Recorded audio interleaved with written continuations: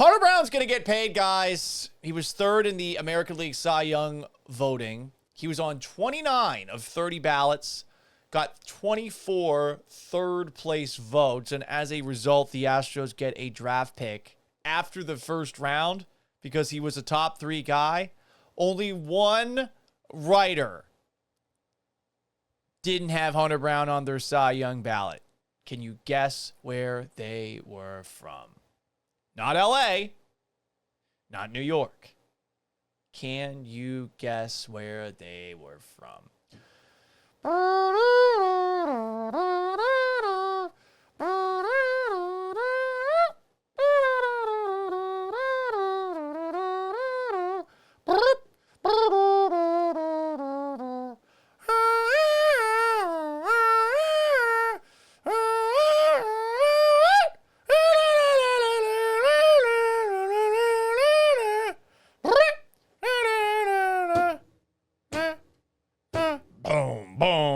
Todd, the show's right. South Oklahoma. It was AP Dallas writer Stephen Hawkins. He was the only one who left Hunter Brown off the Cy Young ballot. He gave his 5th vote to Jacob deGrom. While we're talking about Hunter Brown, who's going to get paid eventually, hopefully by the Astros, but probably not by the Astros, Scott Boras set up shop yesterday at the winter meetings in Vegas. Scott, you don't get to talk yet. Shut the fuck up for a second, okay? Here is Scott Boras specifically talking about Hunter Brown yesterday. Because remember, Hunter Brown, and Jeremy Pena too, is now a Scott Boras client. Well, certainly Hunter's, now achieved the stature of Cy Young voting. He's in a very special category of performance that is among the Cy-type pitchers. And Dana is fully aware of that. And certainly I'm sure they have a strong desire to keep him. And what I always tell them, we'll certainly listen to what they have to say. So that's Scott Boras on Hunter Brown. I'm about to give you a doozy of a take.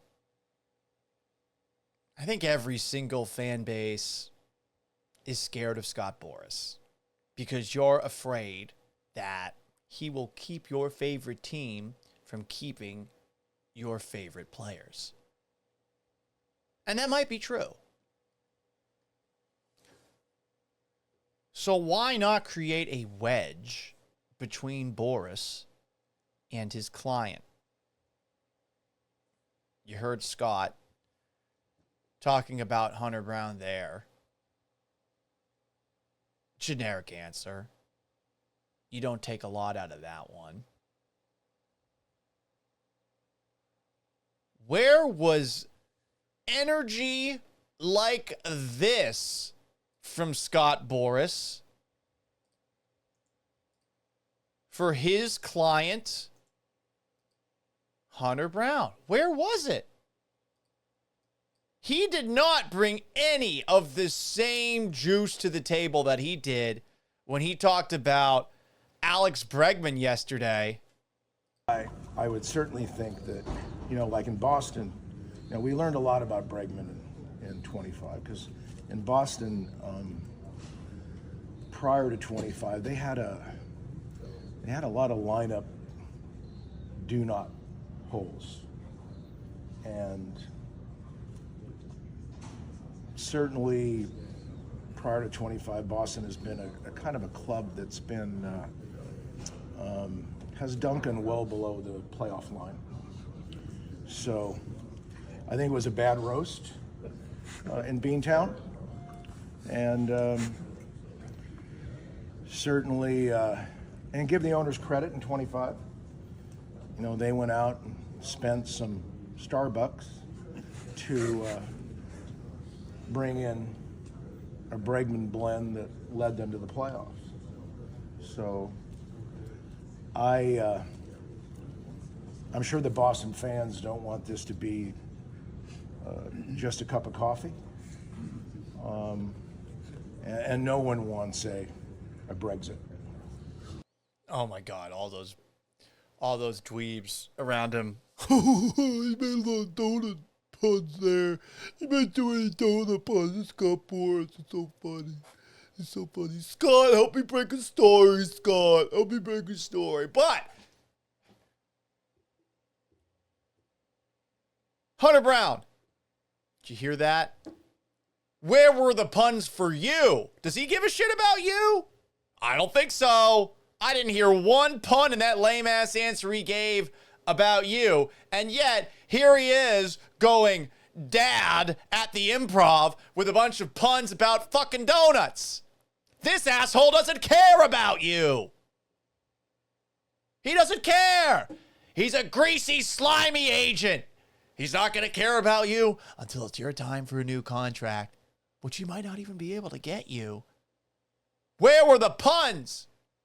Where were the puns? He hates you, in fact. I'd go that far. Hunter Brown, if Scott Boras isn't willing to make the worst donut jokes for some fucking reason about you, talking about what you are and what you could be, then he doesn't give a shit about you. Jeremy Pena, pay attention. Pay attention. Something to keep in mind. I mean, all that effort for one client, an arm who was going to make Boras a ton of money a couple years down the road. And Bregman, who once again is hitting free agency because the team he was with hasn't brought him back, is getting a minute of donut and coffee references.